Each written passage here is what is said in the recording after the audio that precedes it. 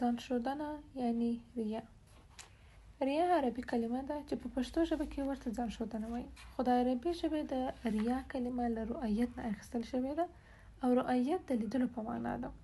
خو اصطلاحاً ریا همدې ته وایي چې یو څوک د یو عمل په ترسره کولو کې ځان خلکو ته وښيي او د هغوی لیدو ته ارزښت ورکړي.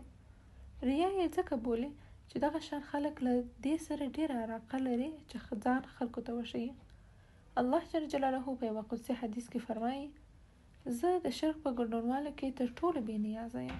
نو که څوک داسې کار ترسره کړي چې له ما پرته پکې شریک ونیسي، نو دغه کار به د هغه چا لپاره وي چې زما لپاره یې شریک ګرځولی او زه له دغسې کار نه بیزاره یم.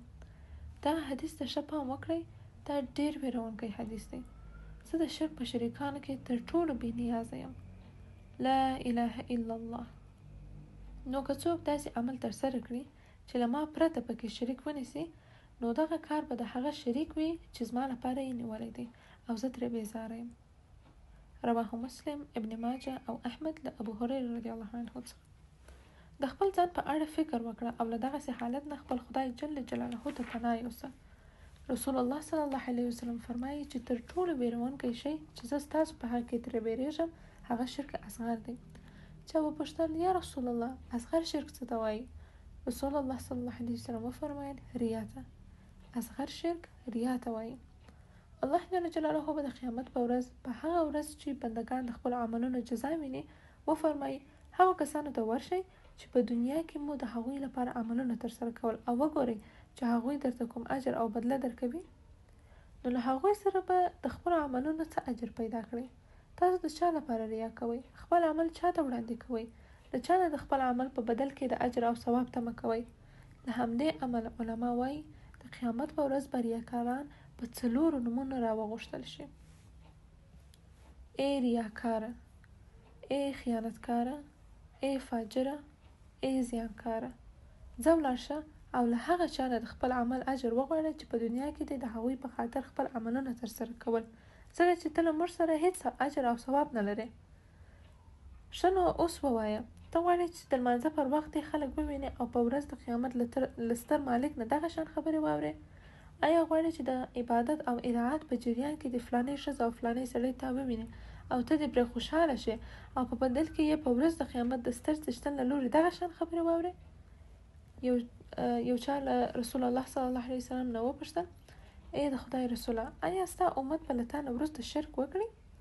رسول الله صلی الله علیه وسلم وفرمایل چې هوکې، خو هغوی به د لمر، سپوږمۍ، تیږې او بت عبادت ونه کړي، بلکې په خپل عملونو کې به ریا وکړي. رواه احمد او بیهقي د شیب له شداد بن اوس رضی الله عنه څخه. دا به تر رسول الله صلی الله علیه وسلم وروسته د هغه د امت شرک وي. رسول الله صلی الله علیه وسلم فرمایي چې څوک چې ځان ښودنه کوي الله پاک یې هم ښکاره کوي. رواه بخاري او مسلم له جندب بن عبدالله رضی الله عنه څخه. دا نو څه معنا لري چې څوک ځان ښودنه کوي الله پاک یې هم ښکاره کوي؟ یعنی هغه د خلکو په منځ کې رسوا کوي او د خلکو په منځ کې د هغه دروغ رابرسېره کوي.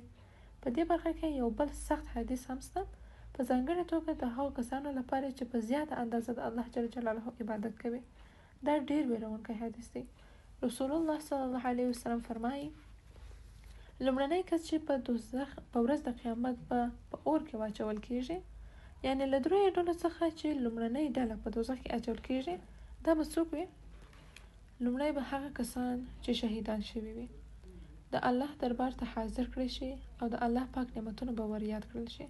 یعنی الله پاک به هغه راولي او هغه نعمتونه به ور یاد کړي چې په دنیا کې د هغو په اختیار ورکړي وو، او بیا به پوښتنه ترې وشي چې آیا په دنیا کې د خپل رب په یاد نعمتونه په یاد دي؟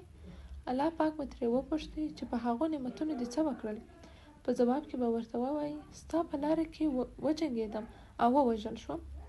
دا وخت به الله پاک ووایي: تا دروغ وویل، ته د دې لپاره وجنګېدې چې خلک تا میړنۍ وبولي، او هو ته خلکو میړنۍ هم وبللې.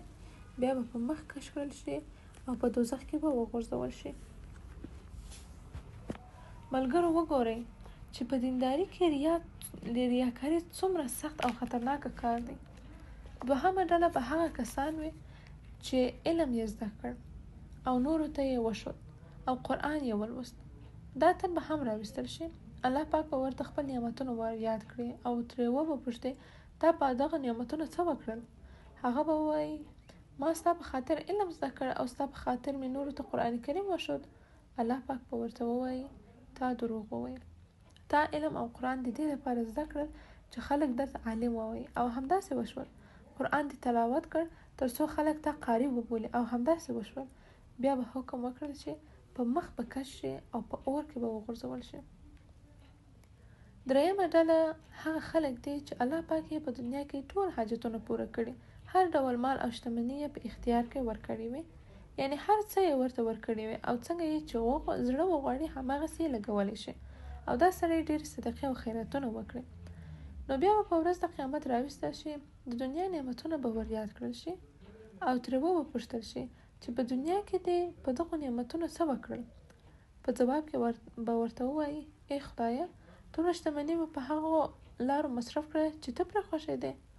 الله تعالی به ورته ووایي تا دروغ وویل، تا دغه کار وکړ خو د دې لپاره چې خلک تا ډېر د خیر او ښېګڼې سړی وبولي، تا ډېر بښونکی وبولي او همداسې وشول. بیا رسول الله صلی الله علیه وسلم وفرمایل دغه درې ډلې هغه لومړني کسان دي چې په ورځ د قیامت به لومړی دوی دوزخ ته اچول کیږي. رواه مسلم، ترمذي او احمد له ابو هريره رضی الله عنه څخه. دا د دې معنا نه ده چې سړی باید علم زده نه کړي، خلکو ته د دین او قرآن تعلیم ور نه کړي او یا د خدای جل جلاله په لاره کې شهادت او صدقه ور نه کړي، بلکې اصلي خبره دا ده چې هر مسلمان باید په هغه برخه کې چې په وس او توانایي کې یې ده له خدای سره اخلاص وکړي او هڅه باید وکړي چې په خپلو نیکو عملونو کې د ریا په واسطه خدای په قهر نه کړي. رسول الله صلی الله علیه وسلم فرمایي د خفګان له ګودال نه خدای ته پناه یوسئ. چا وپوښتل ای د الله رسوله د خفګان ګودال څه ته وایي؟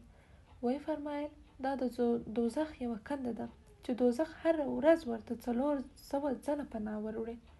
بیا وپوښتل شول ای د خدای رسوله دا کنده د چا لپاره جوړه شوې ده؟ وی فرمایل دا د هغو قاریانو لپاره جوړه شوې ده چې هغوی په خپل کارونو کې ریا کوي. رواه الترمذي او ابن ماجه له ابو هريره رضی الله عنه څخه. قاریان د قرآن کریم حافظان دي، هغه خلک دي چې خلکو ته قرآن تجوید او علم ښیي. له همدې امله د هغوی کار ډیر خطرناک دی. نو هر څومره چې خپل خدای ته نږدې شي شیطان درته د ریا هماغومره دروازې پرانیزي او هڅه کوي چې برید در باندې وکړي.